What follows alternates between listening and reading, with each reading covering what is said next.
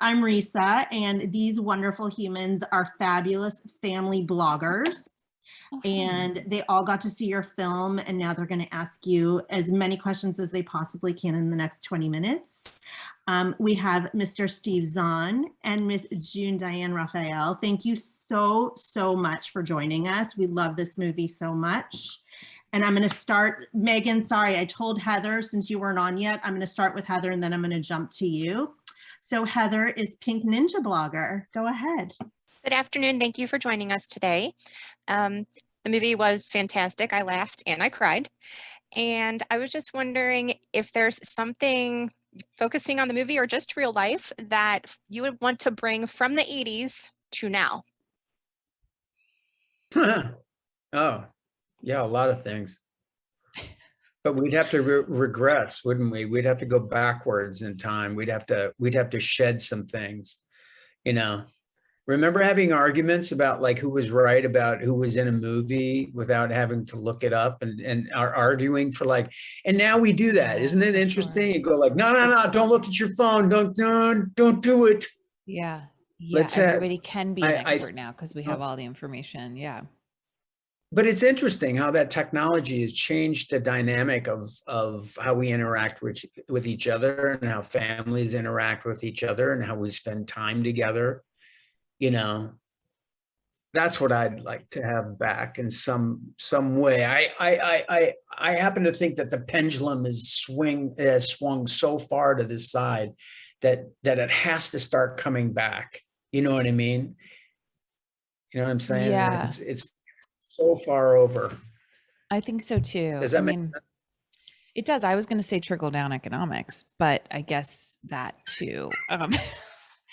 No, I feel the same. I'm like, it's not that I want to necessarily bring things from the 80s to now, but I do think that we're really nostalgic and most people are yearning for, you know, more connection that's not through a screen and that feels more authentic in a way, and where every experience feels more special because we don't have everything at our fingertips. And, you know, where our choices were much more limited, things were special in a different way.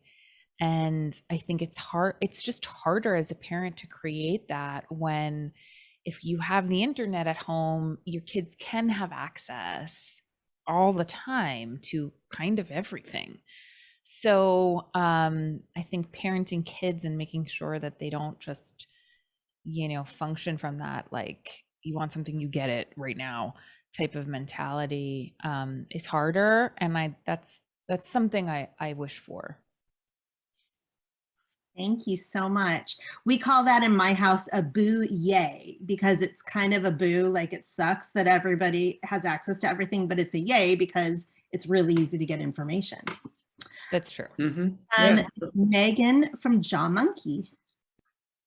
Hi, thank you so much. So I would love to know, what would you describe as kind of the overall message that you want families to take away from this movie? Ooh, I suck at that. Ooh.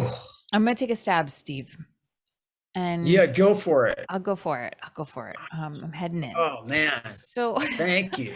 So I think, you know, overall well, listen, the message that I took away that I hope other people take away is, you know, the time with your family, especially as a child, and is really hard to appreciate. And it's really hard to appreciate what our parents are doing for us when, as kids, understandably, we just want what we want. And we can't see, you know, through their eyes, and we can't see their perspective. And, you know, that's what I love about the movie, is that it helps us like create, you know, or think about that lens of, it made me think about, oh God, my parents worked their asses off to create these special experiences for us that I know I wasn't as grateful for as I should have been. And yet I'm doing the same for my kids, and I don't expect them to like throw me a parade. I want to do that. And so it's this kind of like generational understanding that you get, and as you get older, and that's to me, you know, seeing Neil Patrick Harris's character and the older Jake pass that same message on to his daughter, there's just some like beautiful generational like narratives that are like woven through the story that I just think it's really beautiful, and that's really what I hope people take away from it. I agree. I think that's good. No, I do. I mean, you know, I have parents that are getting old, and there was a pandemic, and we couldn't get together. Yeah. That's going to end, and then a new tradition will happen, and then my sisters will have to create a new tradition, and then my kids will have to create their new tradition when I'm gone, and then their kid. You know, it's just kind of interesting. It's like, how do you keep it going? Yep. Nailed that.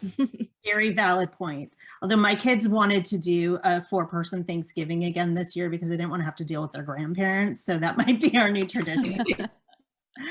Christina. Oh, sorry, that sounded really bad, but it's true. Oh, it's good. Okay, thank you so much for being here with us today. My question is, was there a specific gift growing up that you wanted that you didn't get, or a favorite gift that you received? Well, I think, you know, God bless my parents, I got most of the things that I really asked for. The one thing I remember getting that I didn't want was my dad was, and I'm pretty sure they were from Filene's Basement, had purchased like a number of irregular sweatshirts that didn't fit anyone. They looked normal in the box, and then I put one on, and like one arm was like up here, the other armhole was down there. I mean, I couldn't believe they were even selling them. My dad was the kind of guy who just was like, it's a sweatshirt, it'll keep you warm. Like, who cares what it looks like? You know, didn't understand, having 3 daughters who cared deeply about fashion and clothes. And so I remember the Christmas where we all got multiple irregular sweatshirts, individually wrapped, and there was like a giant stack of presents, which we were so psyched about, and then realized they're all irregular sweatshirts. That was a tough Christmas. That's awesome. I remember my dad spent weeks building me a train set that was on that had mountains and streams and fields and handmade trees, and I had no clue until Christmas Eve, and I was blown away. And I knew as a kid how much time was put into that. Even as a little kid, I did have that perspective. Well, even as a kid, I knew how hard it was to do that, like plaster Paris and putting. And then, yeah, I remember that was pretty special. And my sister gave me a tub of Cool Whip. Okay. That was horrible. Honestly, that sounds great though. Like you said that was the worst present you ever got. I'm like, that. Well, that's like when you're low on your, and I do this with my kids. It's like, you have to go get something for your brother. Right. Like, oh, I'll just go into the pantry. And you have to, and don't ask them. I'm not buying it. You have to get them something. So we started that era, and that's when my sister was like, here's some Cool Whip. Sure. Like, creative. Right. I like it. Works for me. Like, all right. I'm gonna got you some peanut butter. Thank you. Tobin, the good bad dad. Oh, you're on mute, Tobin. Mute. I'm off mute. Sorry. Thanks for joining us. Hey, so June, I love the Minnesota Midwestern accent you used in the movie. So compliments on that. That's where I'm from originally. But my question's for you, Steve, and it's really more of a statement. My son we watched the movie as a family last night, and he said, Dad, you're going to talk to that guy. Can he tell you how to build that? So I'm afraid you've walked me into the ultimate dad fail here. So what do you... Build all the dads that are going to get that question, how do we answer that? Build the tree for it? Yeah. How do you do it? Yeah. He thinks you did it. So since I'm talking to you, actually, you have to tell me how. I've put up, like, I live on a farm in Kentucky. I actually grew up in Minnesota. I was born in Marshall and grew up in Mankato. My folks are still there. Anyway, I built a couple of tree forts for my kids. And they're pretty difficult. The one that was in the movie, I was like, you guys, there's no way this guy put this up so fast. That was a movie tree fort, by the way. I mean, you know, it's kind of like a tree fort. Like when you build it around a tree, it's not a good move because eventually the tree is going to rot. Let's say it rots next year. That's 20 years from now. It's going to move in the wind. You have to just, my suggestion is 4 posts in the ground and in the trees. So it's kind of, you know, you're. Yeah, you set me up. I'm going to fail at this, but thank you very much. No, it's easy. Just look on YouTube, man. Movie magic. I love it. Monica Young, will you join us, please? Yeah, thank you for being here. I love the movie. It's so relatable. Like as looking at it, like watching it, it took me back when I was in the 80s. So I related to it as a kid, but it also now that I am a mom, I relate to it. So my question is for June. There was any scenes that were really challenging to be filming, playing the role of the mom, you know, like I love the scene that you gave them the breakfast and say it's frozen and they said, just put it on your arms and then it will warm up. So there were any challenging scenes for you to film? Oh gosh, were there any challenging scenes? Well, all of the scenes, you know, those types of scenes, well, when we were in the flashback scenes in the 80s were familiar to me, and I was really playing a version of my own mother, who was a school teacher in the 80s, you know, in a very similar kind of economic sphere, and so much of it felt so familiar to me. But I think the thing that was more challenging was definitely the present day scene with Neil Patrick Harris, and you know, that was like kind of gut-wrenching and sad and harder. But the rest of the scenes that, you know, Christmas morning and driving to the mall and being like the taskmaster at the mall, all of that felt not necessarily like how I am as a mom, but it felt very much so like I was just doing a version of the woman I know, you know, almost better than myself, my own mother. So it was really, it was not just easy, it was like, it was lovely to embody that. It was really natural. Good job. Thank you. Thank you. Robin from Mom the Magnificent. So I'd love that you guys have given us a new instant Christmas classic. And I'd love to know what you guys do to get in the Christmas spirit and what are your favorite holiday traditions? Well, I'll start. I'm the guy who decorates. My wife is a writer, and she when I'm home, it's like she works and I take over the duties of shopping and laundry and all that stuff. So, but decorating is kind of my thing. So I'm carrying, you know, 13 bins from the attic down. And now my kids are older, so I can go, hey, go get the bins now. You know what I mean? So I have a little help. And then I always take it down New Year's Eve after everyone goes, and I'm that guy. I take it down and I don't stop until like 4 a.m. till it's gone. Yep. Gotta be gone. I similarly am like, it's gotta go January 1.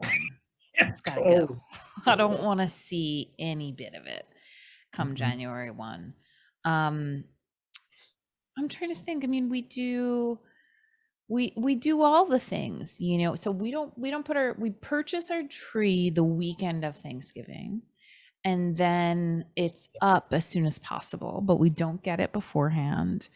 And, you know, we bring up all the stuff and look through the ornaments, talk about them. I have a lot of my own childhood ornaments, so does my husband, and so it's just lovely. And the last couple of years, the kids are old enough to kind of join in on a lot of that stuff. The thing that we've started doing is, instead of just opening all of the presents at once, we now,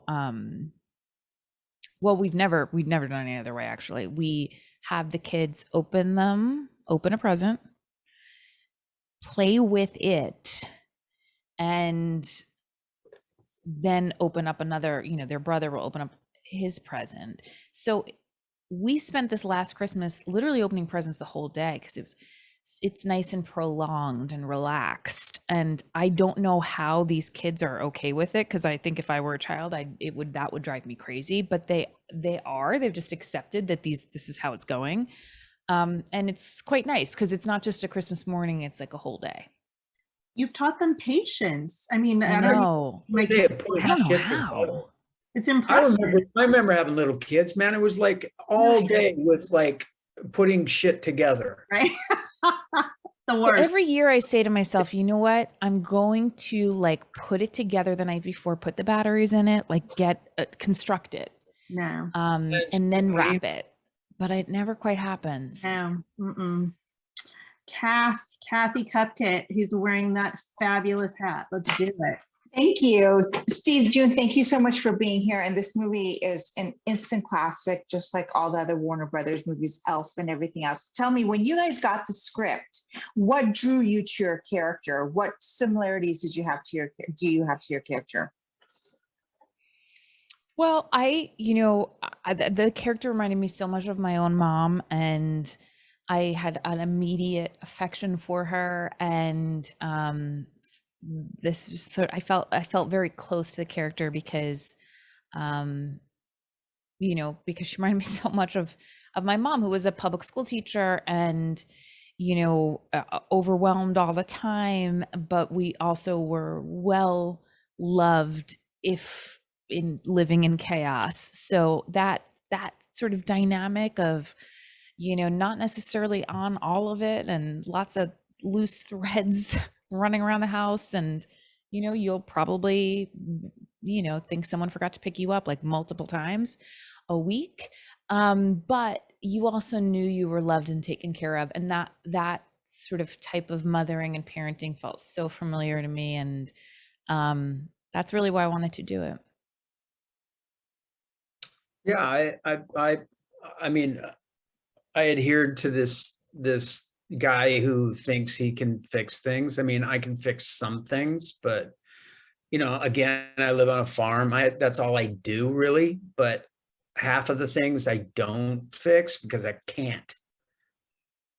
That's a quality that and I'm kind of like this guy, go outside and play guy. That's me really. But what makes me different than this guy is I was always like, no, we're going hiking. I did it with them. You know what I mean? And I think nowadays, this generation, I mean, we do more with our kids than my folks.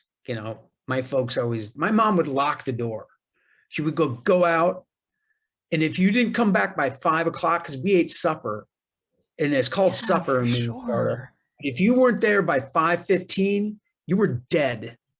You know what I mean? But the whole day you didn't have to check in, know. So I have a lot of those qualities that I found that John has, but just not as harsh. That's all. Simpler times.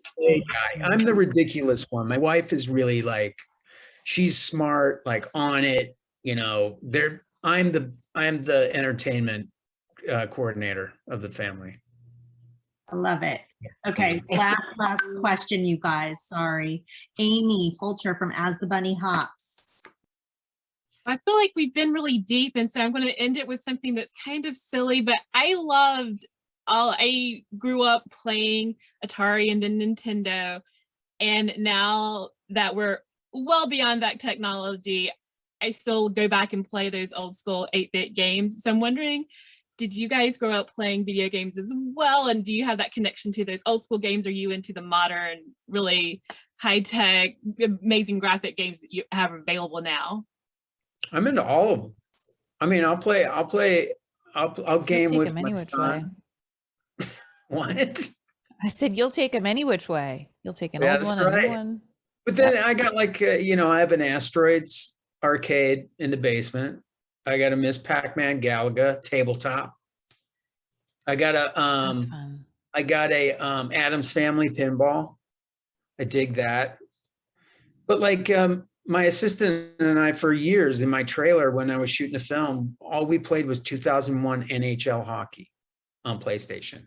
But it had to be 2001. It was a great year. You could turn off all the penalties and just fights. It was insane. Right. Steve Zahn, we're all coming to your farm to play video games is basically. Oh, let's go. Right? Yeah, but when my wife would take away video games from my son, I would be behind my son going,